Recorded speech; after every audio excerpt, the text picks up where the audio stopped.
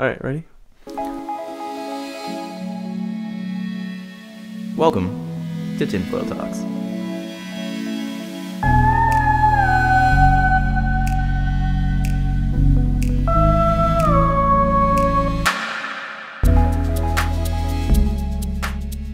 Okay, welcome back to the Tinfoil Talks. This week, as always, I'm Brent and this is Sebastian. We're going to be talking about technology in the third world countries. So I guess kind of the first thing we have to talk about is I would call it the stereotypes of what people kind of think the technology is like in the third world countries.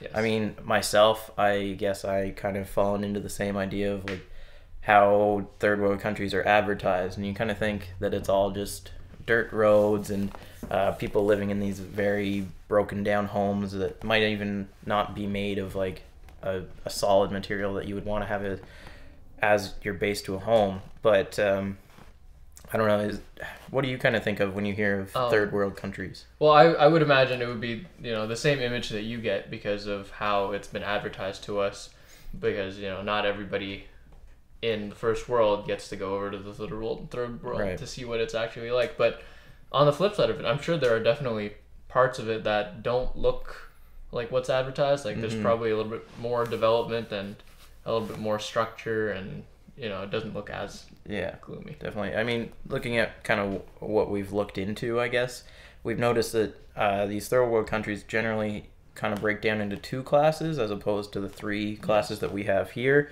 So it's more of the rich and then the impoverished areas. And I think the idea is that the rich are very rich in comparison to the impoverished area, and there's not really much of a middle ground.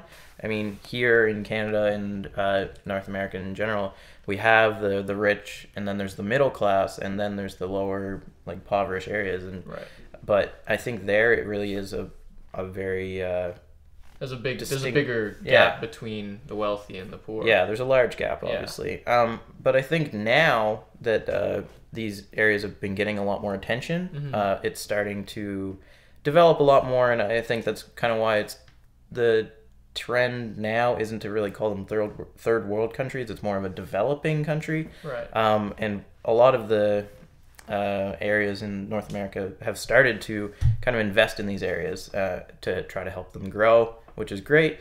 So now, as opposed to like just thinking of these small dirt road towns, I start to think of like things that I've seen. I've kind of seen how some of these areas do have like computers and cell phones and things like that. It's more in the cities where you would find these kinds of things, and obviously they do have cell phones in the smaller areas and stuff, but electricity is a lot harder to get in these areas. So obviously that means they have to leave their city just to go into these towns, or leave the towns just to get into the cities so they can charge all this technology and stuff.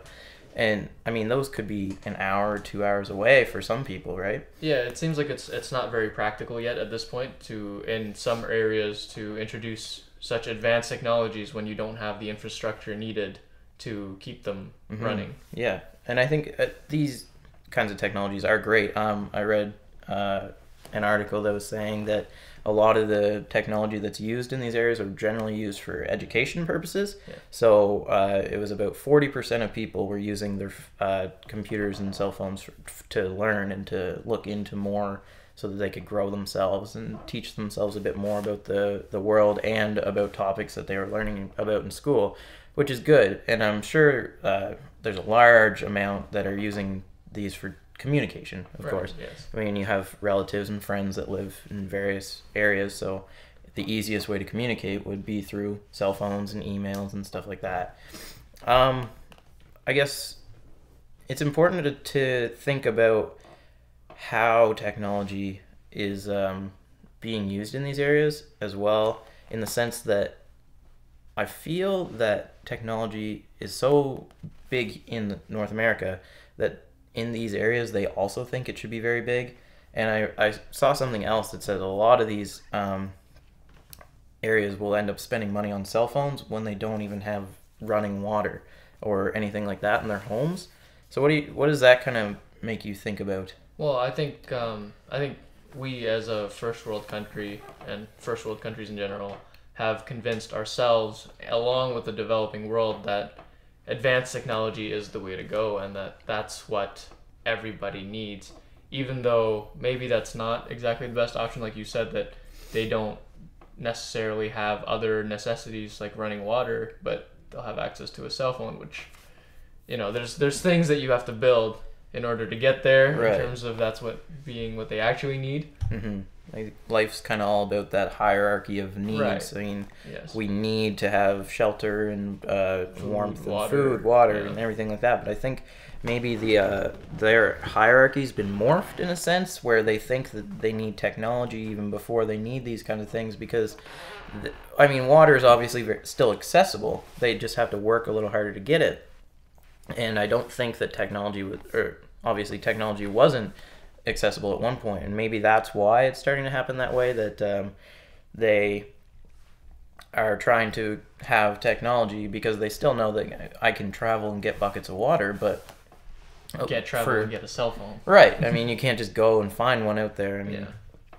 water is everywhere or not everywhere, of course, but yeah. So another thing is kind of the investments that first world countries have been making. I mean, like, Bill Gates has spent plenty of money. Akon spent a lot of his own money to get lights and everything like that in these different areas. And I think that these people are really starting to realize that if we keep all of our money in the first world countries, and the developing countries really aren't going to develop as much as we would like. And something else that I saw is that these areas really can help first world countries. I mean, they have such a different culture, right? So they have different ideas that Yes. we might have. I mean, if we can nourish these countries and bring them into a more technologically advanced kind of area, they can help us advance ourselves, right? Like, Right, as a race in general, as the or not a race, but I mean as a species, obviously the more of us have access, the more of us that have access to the same technologies, the same, I guess, privileges, then we'll be better off as a species, because everybody's going to have the same opportunities to better themselves. Right. Yeah, I think that makes a lot of sense. Yeah. But I guess one kind of hot button topic that's kind of come around is what would these countries need from us more? Do they need our money?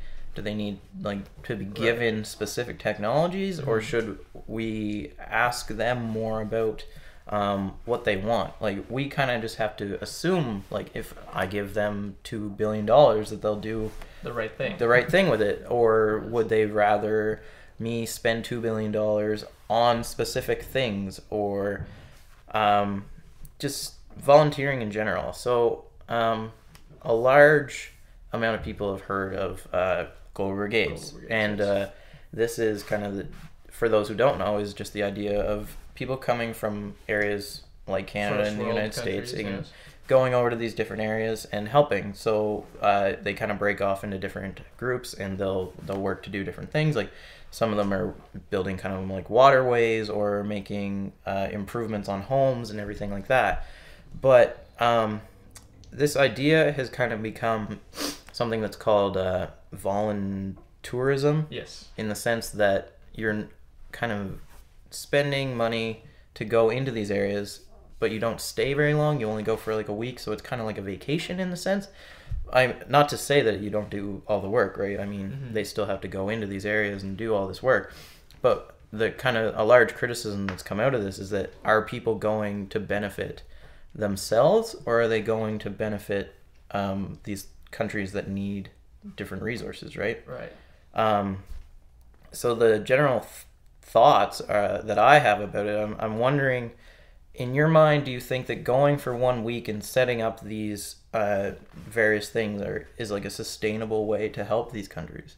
Personally, I don't believe that it's a sustainable way to help a country. I think it's more of just the experience is for us as, people who volunteer. Okay. I don't think it's actually the right way to benefit them. I mean, all that money that goes into traveling and, hotels and, whatever else that they spend while they're over there could be money that's being used to benefit the locals in different ways, you know. Okay. So do you see kind of some positives in the sense of this, or do you think that all of the money that's being spent by these different students should be just made into donations as opposed to having us go to them? I'd say that there are also positives. I mean, sure, the amount of money could be used in a different way, but having that experience coming back here, and you know, chances are if you do that, you're not going to just keep that experience to yourself. You're gonna tell everybody you know. You're gonna, you know, advertise it in a way, I guess. Mm-hmm. So I think it gets people to think about the developing world more as initiatives like Global Brigades become more popular. Okay. The way I think about it, I think the idea is quite good. I mean, if we understand what they need and we go in to help them to make what they need, that to me would be great. Yes. Because then they can get what they want and we can help them with it. But I guess the general issue with it is the actual sustainability behind it, because since we are only going to be there for about a week or so, once we leave, can we trust that the systems won't fail again, right? Like hypothetically, if I were to put in a waterway and one day that waterway broke, would they have the resources to fix it? I mean, Global Brigades comes in and they make these things, but I think it is important to help them to learn as well, so that when these kind of issues arise again, that they can kind of fix them themselves. Yeah. Right. And another kind of point to this would be when we're adding to houses, like say we build a nice wood stove or something like that. At one point you kind of wonder, is it worth to them having this kind of stove? Technology. Or like I've heard of various stories of people who've just kind of broken down these kinds of stoves and things like that and just sold the parts, mm-hmm. or the pieces, I guess, right. Because then they have money for other things that they might need. So it kind of is a conflict there. But I really do like the idea of Global Brigades, and I think that the idea is to help people, and not only helping them, but we help ourselves, right? Because a lot of people who live in these areas like Canada and United States, I mean, we're very sheltered would be the best way to put it, exactly. So when we go over there and we experience what it's like to be in poor conditions, I think that affects your brain, and it might drive people to want to contribute more to these different countries. I mean, plenty of times celebrities have gone over to different countries and they just fall in love with the area and they really begin to become passionate about the places. And I think that's kind of where like Bill Gates and Akon kind of got these ideas, was they needed to help these areas. And if we can expose ourselves to these different areas, leading to a great kind of passion to help, I think that does improve ourselves, even if it, like, just by improving ourselves, we aren't improving them directly.